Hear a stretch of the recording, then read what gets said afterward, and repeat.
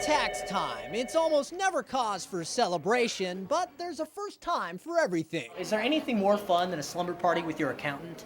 I can't think of anything more fun. Welcome to the Liberty Tax Service Slumber Party, perhaps the only place in the world where you can have your taxes prepared by a man in pajamas. I can't help but notice you're not wearing your PJs today. I'm not. I just got off work. Oh, okay. But I see you got yours on. See, these folks will be working non-stop until midnight on the 16th, and they've tried to make that 24-plus hours bearable, so folks can come dressed as they are, eat some snacks, hear some tunes, and file away. 3 in the morning, somebody could stumble in here and say, hey, can I write this off? Yeah, yeah, let's do it. Okay, so it's not exactly the kind of slumber party we all had as kids, but in this most stressful time of year, the folks at Liberty say it's still nice to have a little fun. Well, it's mostly customer service. You talk to the customers, you tell them, you ask them to see what they need. You try to help them out with their taxes. How are things looking Well, for you? I'm getting like $900, so that's good. Very nice. Yeah. And all fun stuff aside, this is a serious time of year, so these pros won't sleep until the job is done. You want to play Truth or Dare later? No, that's okay. Okay. So if you still haven't filed, well, there's no need to worry yet. Joe, looking over your taxes here, it looks like you owe about $3,600. What? Let me see that. This party will last all night long.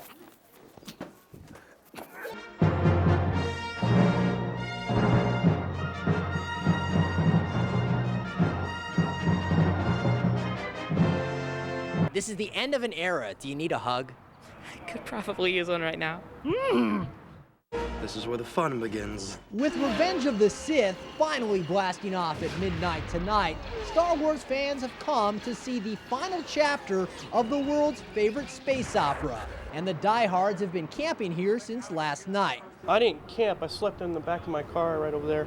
Ah, I see. Just like a Jedi. Hard to believe it's been 28 years since the release of the first Star Wars, which is technically the fourth Star Wars, but who's counting? I've been a Star Wars fan ever since 1977, since I was a small tater tot.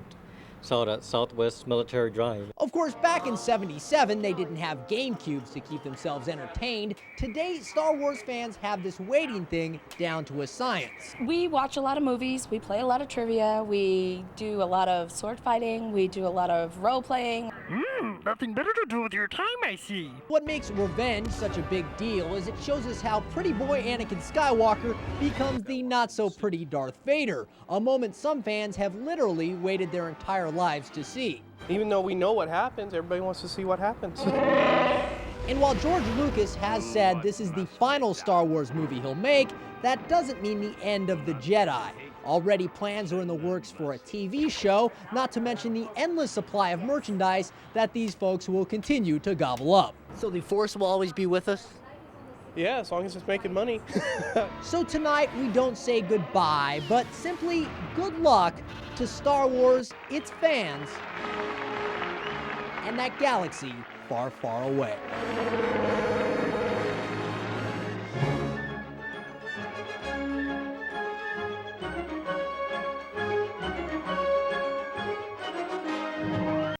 Two, three,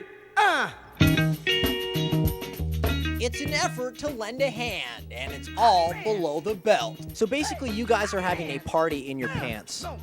I guess you can call it that. Hot pants! Hey, hot pants! This month at Goodwill Industries is the first ever Share the Pants Month. Share the Pants Month. Share the Pants Month. Hot pants! Smoking that hot pants!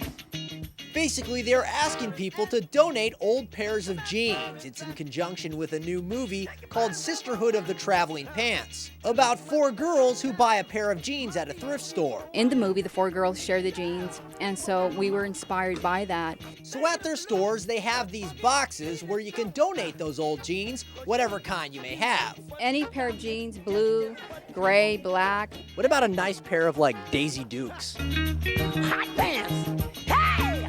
If you have some Daisy Dukes, bring them on in. Hey! Hot pants! And If you donate a pair of usable jeans, you get one of these blue bracelets that say you're a part of the sisterhood. I've always wanted to be a sister. Okay, well now you are.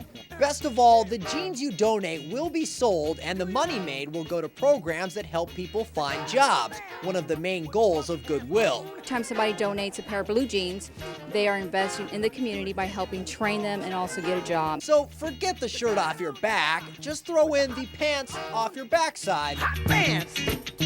Hey. And remember that kindness is all in the jeans.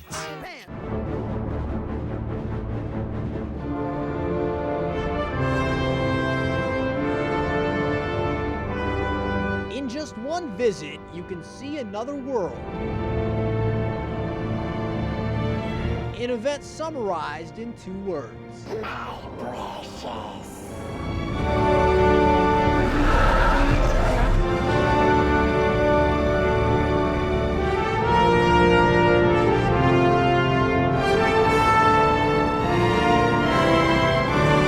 This summer, the Houston Museum of Natural Science resembles the mystical land of Middle-earth for the Lord of the Rings exhibit. This exhibit is actually very interesting because it's really about the science of movie making, and there's a lot of anthropology and things like that that are mixed in it as well. Here, fans can see the actual costumes, props, and designs used in the blockbuster movies. Only 3 U.S. cities will host the collection, which attracts some hardcore Hobbit lovers. And we have 3 people that traveled all the way from Wichita, Kansas. To see this? Yes. They have come to see pieces like the Even Star necklace, the giant tree beard, and the evil armor of Sauron. How can anybody walk in that stuff?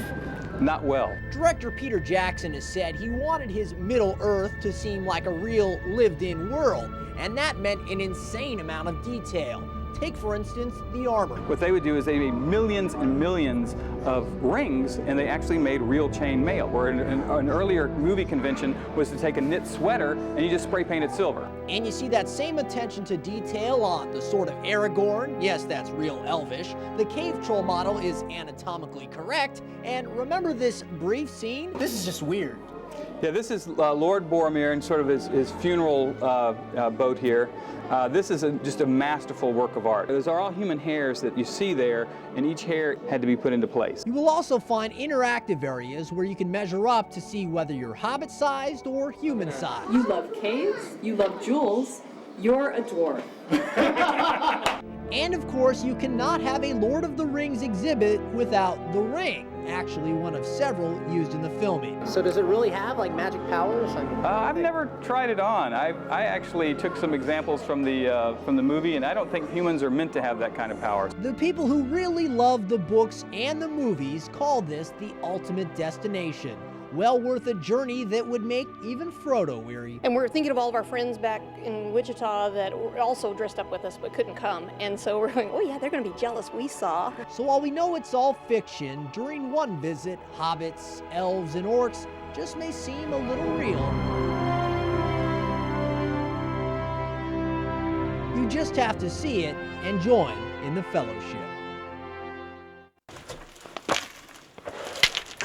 Welcome to the mud, the muck, and the murk.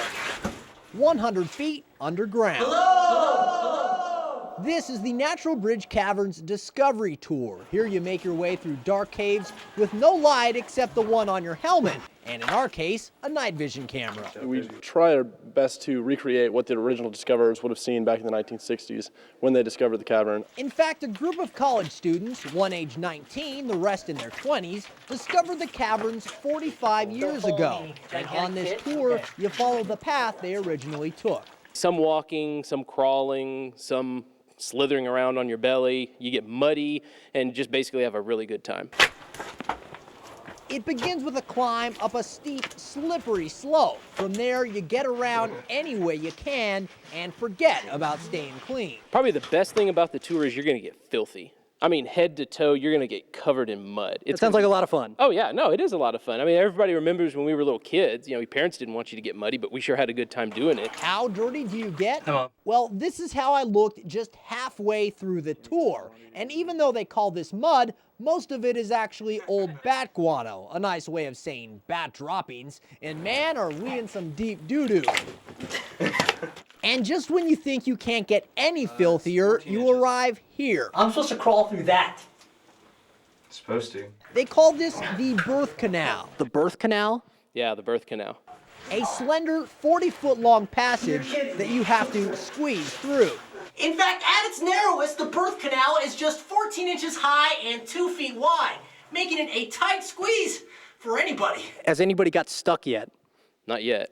No, we haven't Augustus glooped anybody. After traveling over a mile in 3 hours, you finally come to the end, a giant mudslide.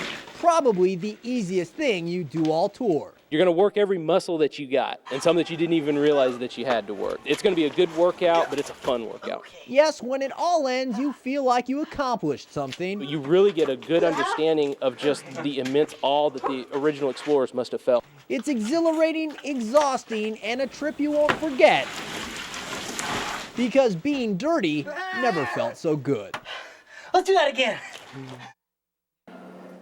He paints a royal canvas. The king, the duke, the queen. You know, J-Lo. This is the closest I've ever beat her, so I like it. Pete Hernandez works in the Plaza Wax Museum in the middle of a celebrity stampede. Marlon Brando, George C. Scott, and there's my favorite character right here, Sylvester Stallone, Rocky. His job, to maintain their impressive cast of doppelgangers. I've been doing art for years now, and I came to a place where I can do my artwork. You see, each wax figure has been painted very carefully to resemble the real person's skin.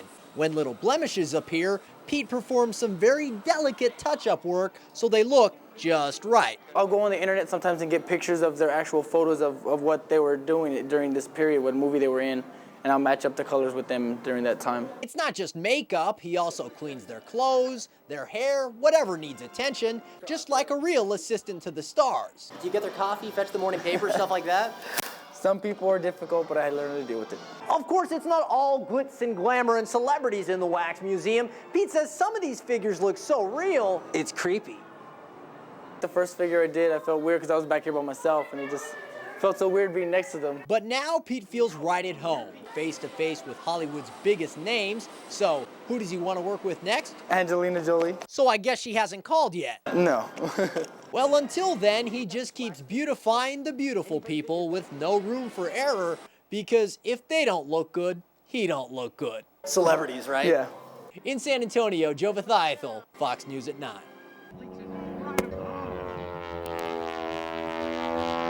Up here, the sky belongs to a man named Sean Tucker. I love the dance.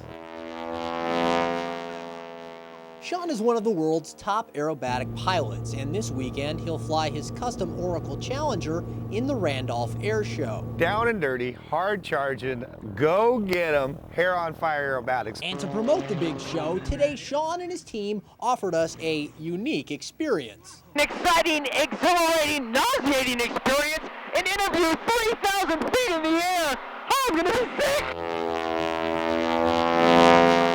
Believe it or not, Sean wasn't always a daredevil. In fact, his career had ironic beginnings. I took an aerobatic lesson to conquer a fear I had of flying, and that was in 1973, and ever since then, I've been in love with this art form. He calls it sky dancing, a collection of tricks that can wreak havoc on the body and mind. How do you stay upside down without completely freaking out?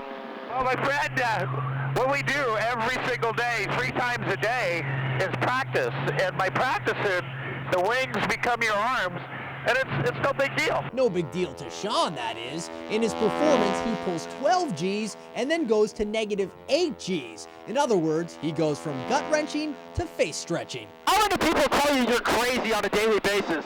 Let me tell you, you can only be crazy once in this job. You got to be really serious, but when you're serious, it's just a joy. A joy Sean will share with San Antonio this weekend, and it's hard to say who will have more fun, the audience or the pilot. We're going to have a ball this weekend. So even if you don't have the guts, well, hand the controls to Sean and just enjoy the show. Don't worry, you're in good hands. I absolutely love my job.